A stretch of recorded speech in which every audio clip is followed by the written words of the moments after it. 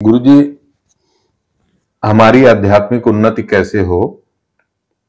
जब मैं इतने टाइम से आपसे जुड़ा हूँ, साधनाएं कर रहा हूँ जो आपने दिया हुआ है, तो हमारी आध्यात्मिक उन्नति कैसे हो रही, उसको कैसे जांचे? तो तुमको परिवर्तन आ रहा है कि नहीं डेली लाइफ में, उसको देख के ये बात पता चलेगा। सबसे पहला तो ये लक्षण होगा कि तुम्हारे भीतर थोड़ा आनंद और शांति ज़्यादा आ रही है कि नहीं पहले से। पहले जिन चीज़ों से, जिन बातों से तुम चिंतित होते थे, अभी उन बातों से हंसी आ रही है, जी। तो इसका अर्थ है कि तुम्हारी आध्यात्मिक उन्नति हो रही है। पहले जिन चीज़ों से घबराते थे, अभी नहीं घबरा रहे हो। पहले मन में बहुत सारे विचार आते थे और उसके अंदर आप एकदम से अपने को दबा हुआ महसूस करते थे, मगर अभी आप ऐसा नहीं कर पा रहे हो, ऐसा अपने को खुलेपन का अनुभव कर रहे हो, तो जान लेना कि आपकी आध्यात्मिक उन्नति हो रही है। जैसे बहुत सारे लक्षण है, जैसे अहंकार, तो अहंकार कम हो रहा है कि नहीं, मैं का भाव। पहले मैं ज़्यादा होता रहता, तो अब मैं का भाव कम आ रहा है, मैं हूँ ये मिटता जा रहा है, तो समझ लेना कि आपकी आध्यात्मिक उन्नति हो रही है। मगर मैं का भाव बढ़ता जा रहा है और जहाँ का तहीं है, और वही बातें, छोटी मोटी बातें, उसने मुझे ऐसा क्यों कहा, कल मेरे साथ क्या होगा, कहीं वो ऐसा नहीं कहेगा तो ऐसी छोटी मोटी बातों में अभी भी परेशान ही हो आप, तो इसका अर्थ यह है कि आपके भीतर के जो अहंकार है वो मिट नहीं रहा, वो जहाँ का तहीं है। जब अहंकार भीतर मिटता जाएगा, उतना उतना क्या हो जाएगा, छोटी मोटी बातों से आप प्रभावित नहीं होगे, आपको हंसी आएगी वो बात। ठीक है जी। और गुरुजी, जैसे अभी समस्या चल रही है, कभी यहाँ जैसे आपके सानिध्य में है तो साधना हो जा रही है, और जैसे अभी अपने वर्क प्लेस पे गए, ऑफिस में गए, फैमिली में गए, तो बहुत सारे जलसी वाले भी हैं जो आपको देख के जलेंगे, और बहुत सारे निगेटिव लोग भी हैं, तो इनसे कैसे बचा जाए या कैसे इनको वैल्यू न दिया जाए? क्योंकि वो बोलते जाएंगे और आपके काम को लेके तो कहीं ना कहीं एक तादात्म्य हो जाता है, वो छूटे कैसे? हाँ, लोगों के साथ कैसे आप व्यवहार करना चाहिए, ये बात को ध्यान देना नहीं है। इस बात पर ध्यान देना है कि तुम्हारे भीतर अवेयरनेस जग रहा है कि नहीं। तुम्हारे भीतर अवेयरनेस जग रहा है, तुमको ध्यान का अनुभव हो रहा है, आत्मा बोध का अनुभव हो रहा है, तो तुम लोगों के कारण चिंतित कभी भी नहीं होगे, क्योंकि तुम अपने आनंद में होगे। लोग कुछ कहेंगे तो कुछ आपको फर्क नहीं पड़ेगा, कोई गाली भी देगा तो क्या फर्क पड़ सकता है ना।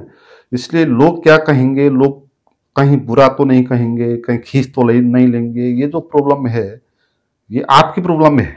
ठीक है, आप घबरा रहे हो कि अगर वो ऐसा करेंगे तो मैं कैसे रह पाऊंगा, तो यहाँ पर आपका अहंकार ही बोल रहा है नहीं? जी। हाँ, ये अहंकार है जो कह रहा है लोग मुझे नीचा दिखाएंगे तो मैं क्या करूं, क्योंकि अहंकार नीचा होना नहीं चाहता, वो श्रेष्ठ होना चाहता है। तुम लोगों के आगे भी श्रेष्ठ होकर रहना चाहते हो, मगर लोग तुमको ऐसा वैसा कह देंगे तो तुम्हारे अहंकार पर चोट पहुंच जाएगा। इसलिए लोग की बात छोड़ दो, वो क्या कहेंगे, लोग तो कहेंगे ही कुछ ना कुछ। अच्छा तो कैसे कहेंगे, दूसरों को कौन अच्छा कहता है खुद से अलावा।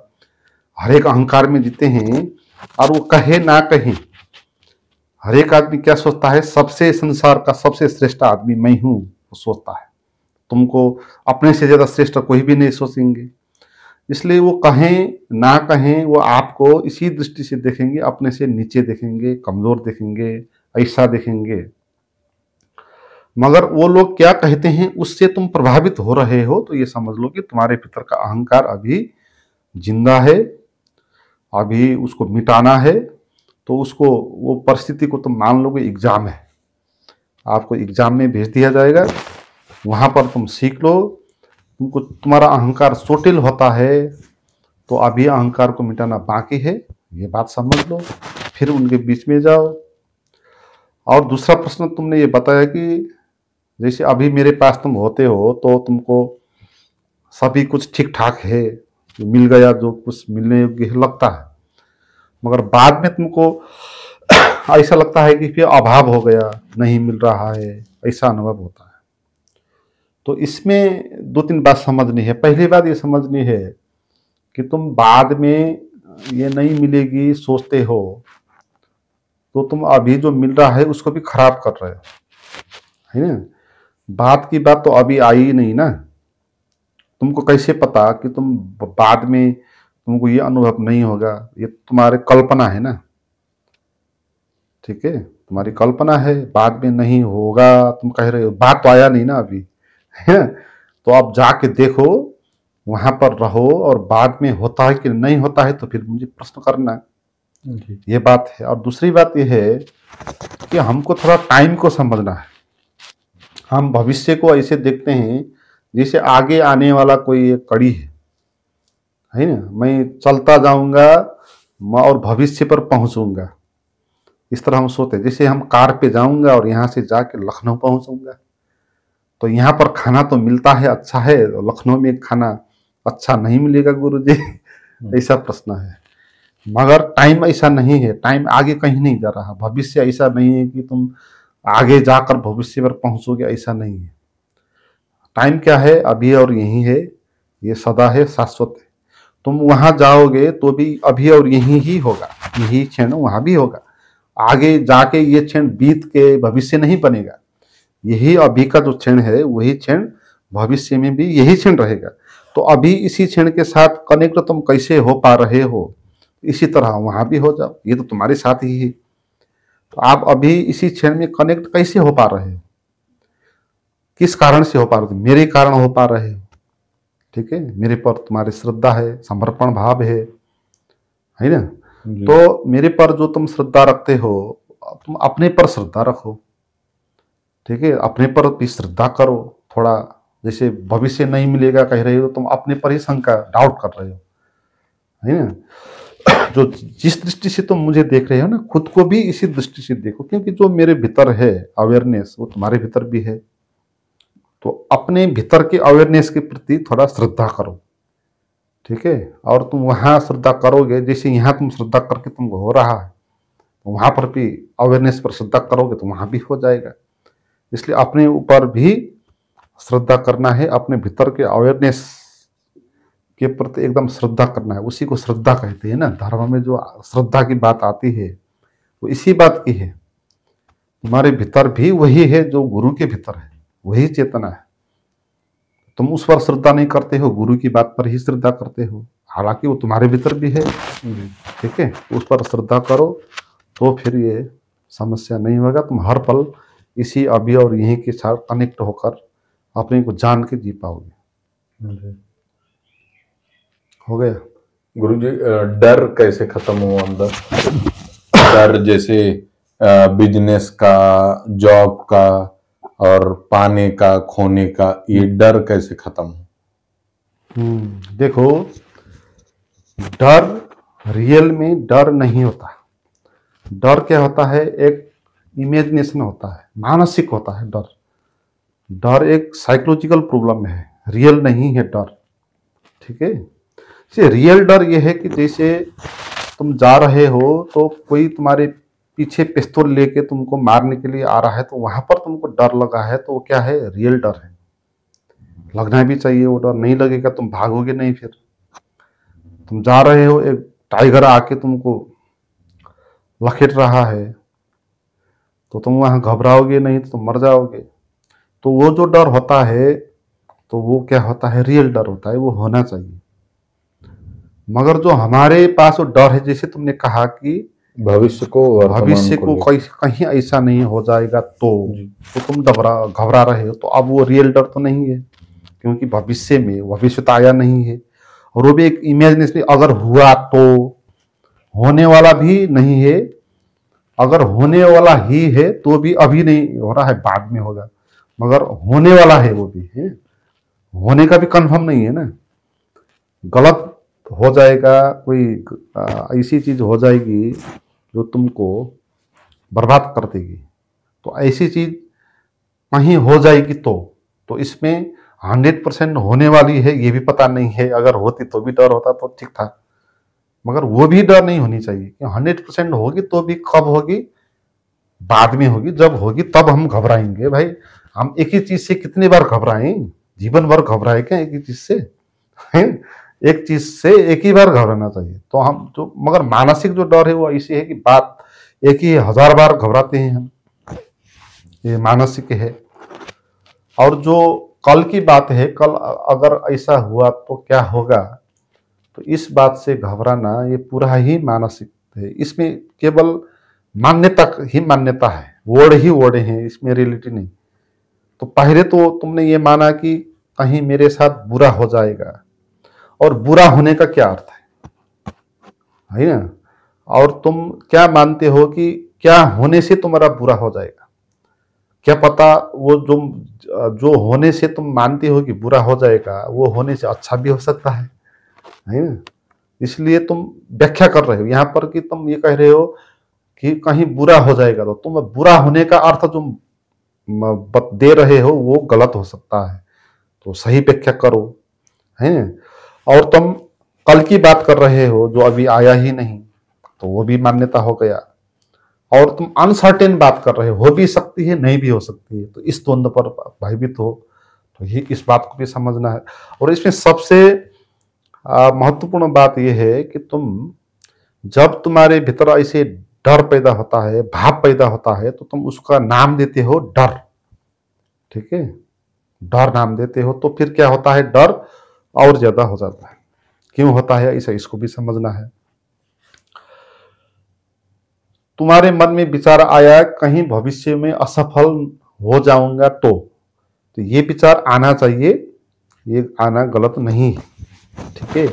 इस बात से तुम परेशान हो गए, ये भी ठीक है, क्योंकि परेशान नहीं होंगे तुम अच्छा नहीं करोगे, ये बात भी ठीक है। बात कहाँ गड़बड़ हो गई कि जब तुम इस बात को डर कहते हो, इसको तुम्हारे भीतर जो हुआ उसको जब डर शब्द देते हो ना, तो फिर तुम इसको मल्टीप्लाई कर देते हो, और क्या कर देते हो कि जो अभी तक जो भी डर है ना, तुमने जो भी जीवन में महसूस किया, उस सबको बुला लेते हो वहां एक शब्द से, डर शब्द से। यहां पर समझ लेना है, जो तुम्हारे भीतर भाव पैदा हुआ वो डर है कि नहीं, तुमको कैसे पता है ना? तुम डर क्यों कहते हो उस भाव को?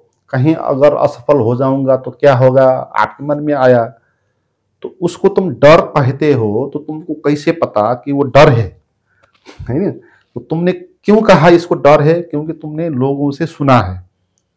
ये लोग जो ऐसे होते हैं ना, वो कहते रहते हैं कि मैं घबरा गया, डर गया यार मैं तो डर शब्द तुमने सुना है कि लोग कहते हैं, ऐसा होने को डर कहते हैं। तो तुमको भी ऐसा हुआ, तो तुम अब क्या कहोगे, उसको डर कहोगे, ठीक है। जब इसको डर कहोगे, फिर बात कहां से कहां पहुंच गई अब, है ना? बात अब कहां पहुंच गई, अब डर कहोगे तो फिर डर तो बहुत सारी चीजों से होती है, भूत प्रेत का डर, मृत्यु का डर, है ना, आफंत की मृत्यु हो जाने का डर, और ये वो सब डर इकट्ठी हो जाएगी आप, क्योंकि डर जब डर की डिक्शनरी खुल जाएगी, और अभी तक जो भी डर है वो सब सामने आ जाएंगे, और आप भयभीत हो जाओगे। इसीलिए समझ लो, मानसिक एक ये साइकोलॉजिकल एनालिसिस है हमारी, ये रियल में कुछ डर नहीं है, ये व्याख्या के कारण पैदा हो रही है, डर कहने के कारण हो रही है। तो इसको इस तरह समझना है। और गुरुजी, जब ध्यान के लिए बैठते हैं तो ध्यान कहाँ लगाना चाहिए? जैसे जहां जहां पे गए, वो कोई बोलता है थर्ड आई पे लगाओ, कोई बोलता है हृदय पे लगाओ, तो ध्यान कहाँ लगाना चाहिए? ध्यान कहीं पर लगाना नहीं चाहिए। कहीं पर लगाओगे तो फिर वो ध्यान नहीं होगा, फिर वो एकाग्रता हो जाएगा। ध्यान का अर्थ क्या है कि आप निर्विचार हो गए हो, विचारों से आप खाली हो गए हो। तो विचारों से खाली हो जाने के कारण जो आपको आनंद का अनुभव होता है ना, शून्यता का जो आनंद होता है, उसको कहते हैं ध्यान। अब वो ध्यान कैसे आएगा? जब तुम शून्य हो जाओगे, विचारों से खाली हो जाओगे। मगर तुम किसी चीज पर ध्यान को लगाओगे तो तुम खाली कैसे हो जाओगे? तो उसी चीज पर अटक जाओगे ना। जैसे तीसरे नेत्र पर तुम ध्यान लगाओगे तो क्या हो जाएगा, तुम और सारी चीजों से तुम बाहर आ जाओगे, मगर इस पॉइंट पर तुम अटक जाओगे। फिर तुम खाली तो नहीं हो पाओगे। खाली नहीं हो पाओगे तो तुम्हारा ध्यान नहीं लगेगा। इसलिए ध्यान और एकाग्रता को समझना है ना। मन की जो 3 स्थिति होती है, जैसे मैंने आपको तुमको पहले भी कहा था ऋषिकेश में, मन की 3 स्थिति होती है। पहली स्थिति होती है चंचल मन की स्थिति। तो चंचल मन की स्थिति में हम क्या करते हैं कि एक थॉट से दूसरे थॉट में जाते हैं, दूसरे से तीसरे में जाते हैं, तीसरे से चौथे में जाते हैं। जैसे कोई जंप कर रहा है ना, एक जगह से दूसरी जगह पर, दूसरे से तीसरी जगह पर चक्कर लगा रहा है, तो ये चंचल मन की अवस्था है। और दूसरी अवस्था क्या है, एकाग्र अवस्था है। तो उसमें क्या कर रहा है, कोई एक ही जगह पर जंप कर रहा है, दूसरी जगह पर नहीं कर रहा है, एक ही जगह पर जंप कर रहा है, फिर जंप कर रहा है, फिर वापिस आ रहा है, फिर जंप कर रहा है, वापिस आ रहा है। तो मन की जो एकाग्र अवस्था है उसमें हम एक ही थॉट पर अपने मन को एकाग्र करते हैं, चाहे वो थॉट कोई भी क्यों ना हो, चाहे तीसरा नेत्र हो, चाहे हृदय चक्र हो, या कुछ भी हो, कोई धारणा हो, कोई मूर्ति हो। कई लोग कृष्ण की मूर्ति को भी भीतर इमेज करके उस पर ध्यान लगाते हैं, है ना।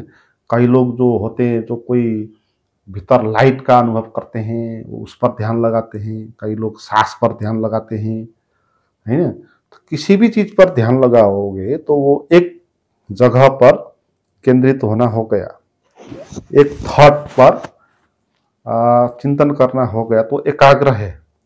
मगर तीसरी जो मन की स्थिति है वो ध्यान है, साक्षी है। तो साक्षी का अर्थ क्या है कि आप किसी भी जगह पर जंप नहीं कर रहे हो, ना एक जगह पर, ना 10 जगह पर, आप जंप ही नहीं कर रहे हो, आप उससे बाहर आ गए। तो उस स्थिति को कहते हैं वो ध्यान है, ठीक है। तो इसलिए ध्यान तब लगता है जब आप किसी चीज पर ध्यान नहीं लगाते हो। ध्यान का अर्थ किसी चीज पर ध्यान लगाना नहीं, ध्यान पर ध्यान कह सकते। अगर लगाने का ही कहना हो तो आप ये कह सकते ध्यान पर ध्यान लगा। और किसी ध्यान शुद्ध ध्यान होना चाहिए ना, किसी चीज पर लगाओगे तो शुद्ध कैसा होगा, तो मिसावट हो जाएगा, मिक्स हो जाएगा। इसलिए मन में कहीं पर, किसी भी धारणा पर, किसी भी बिंब पर, किसी भी थॉट्स पर एकाग्र होना नहीं है। सभी जगह से अपना ध्यान हटा देना है और ध्यान को बचा लेना है, शुद्ध ध्यान, ऐसा ध्यान जो कहीं पर अटका नहीं है। तो उस अवस्था में ही ये अनुभव होता है।